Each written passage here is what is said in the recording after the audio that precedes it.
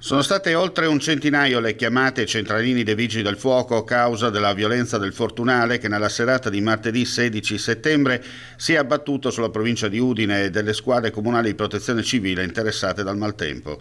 Si è trattato di una supercella che si è formata nell'area pedemontana all'improvviso e con velocità celere si è spostata prima su Udine e poi sull'area sud-est della provincia friulana.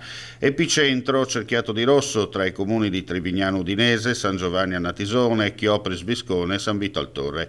Allagamenti con strade trasformate in corsi d'acqua, sottopassi sommersi con alcune auto bloccate, grandine di medie dimensioni, vento forte che ha abbattuto piante al suolo, infiltrazioni d'acqua all'interno di abitazioni con scantinati resi inagibili.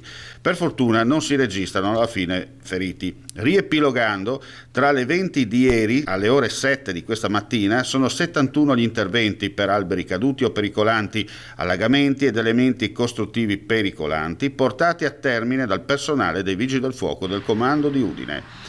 Nel capoluogo friulano questa mattina la coda delle richieste in attesa era praticamente azzerata. In meno di 12 ore 20 interventi eseguiti. Colpita duramente l'agricoltura, ma solo nelle prossime ore si potrà fare il punto per chiarire l'entità dei danni e del raccolto distrutto.